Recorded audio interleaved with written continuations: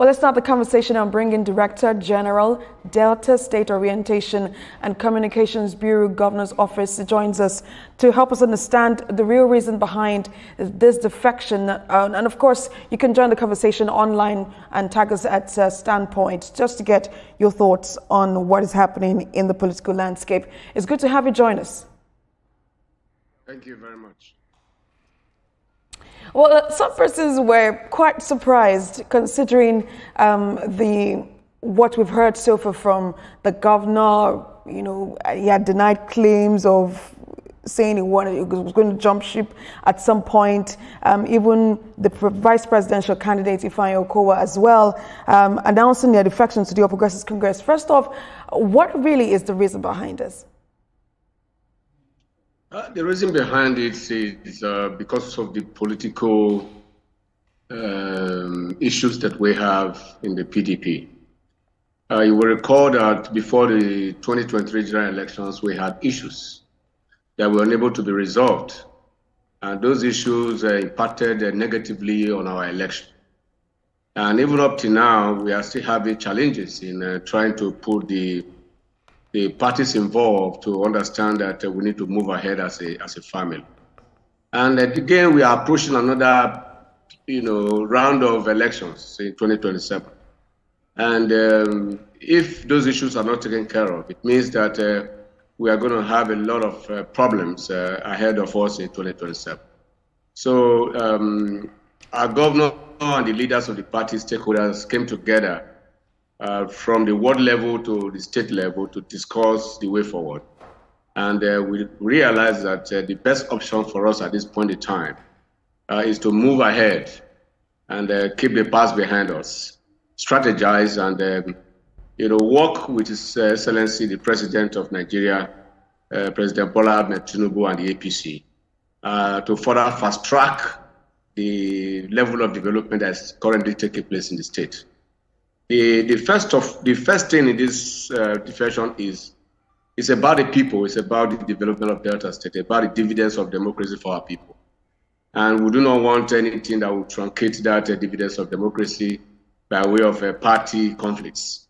So we decided that we joined the APC so that we can combine both the more agenda of the governor with the Renew Hope agenda of Mr. President to bring uncommon socioeconomic and infrastructure transformation to Delta.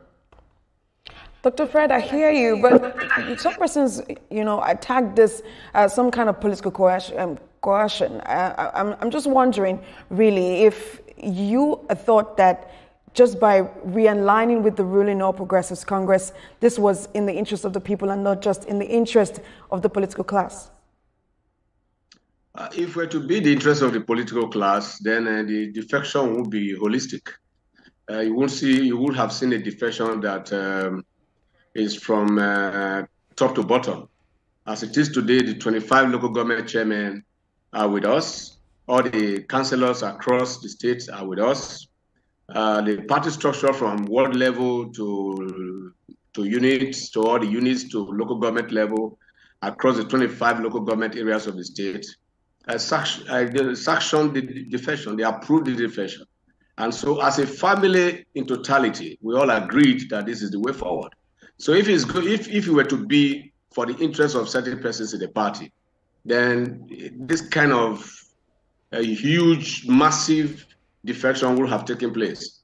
We would have seen a situation where some members of certain political families that are loyal to a particular person would defect while others will not defect. But in these circumstances, this is not the case. This is a super defection that cut across board. Stakeholders, leaders of the party, founding members of the parties in the state, all political appointees, all members of the State Executive Council.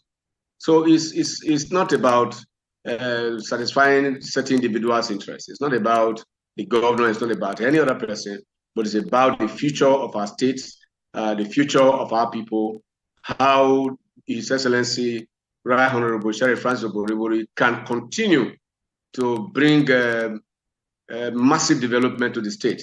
As you're already aware, he's been winning a lot of awards as a result of his leadership capabilities. And we are encouraging him with this defection to settle down properly and give us more of this development so that now that Delta is the fourth largest economy in the country, we are joining efforts with the governor to see if we can become the number one largest economy in Nigeria. So it's not about an individual, it's not about the governor, it's not about any other person, it's about the development of Delta and the socio-economic well-being of the good people of Delta State.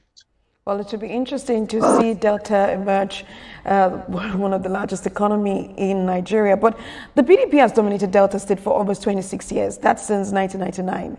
So I'm just wondering, did the governor perceive any immediate threat to the PDP's dominance in Delta State? Threat in what way? I'm just saying, if you've been in power since the PDP has controlled the state for 26 years, why the sudden change? As we started this conversation, I mentioned the protracted, political problems in the party. That is up to now we can't resolve. Couldn't that have been resolved? Because a few days ago, we also understand that PDP governors had a forum. They had a resolution in Ibadan, your state, and almost all the governors resolved that they would not go into a coalition with any other party. I'm just wondering what changed. Now, that resolution, what effect has it had on the ongoing crisis? What solution has it brought to the crisis? This crisis started before the 2023 governorship election. Started way back, before the elections, and you were aware that there were 5 progressive governors of the party who decided not to go with us. And that crisis snowballed into a lot of issues that made us to lose the presidential election in 2023. And from that time up to now, the crises are lingering, not only in the Rivers State issue that Wike is involved, but also at the leadership of the party, there are conflicting issues. Multifaceted court cases. And these litigations, they cost a whole lot of money. It's not a child's play.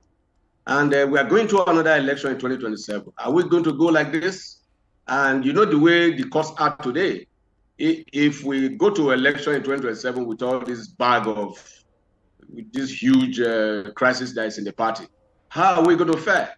And even after the election, people come up with court cases and then the results of the elections for the party or the candidates are dropped, just the case of what happened in Zamfara State the other time.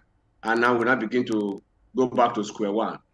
Wasted effort and wasted resources. That will not be the best option.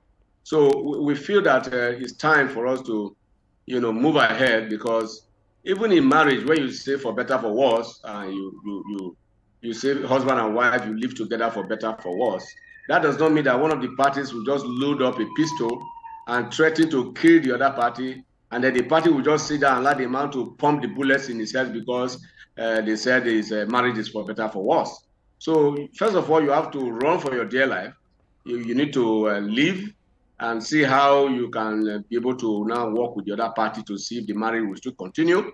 But if the threat is still there and the other party is hell-bent on killing the other party, I think the best way for the one that is threatened, the best way for that person, the party to do, is to withdraw. And we don't want this crisis to kill us. We don't want this crisis to stop any development in Delta State. We don't want this crisis to, to bring us to a situation that we never bargained. So the best way for us is to be on the safe side. Freedom of choice is guaranteed by our constitution. And as a party and as a family, the whole of party members in the state, if not all of us, but say about 80% or 90% of members of the party, says that this is the way to go. Majority is the game of politics, and we have agreed on that, and we are moving forward, and no going back.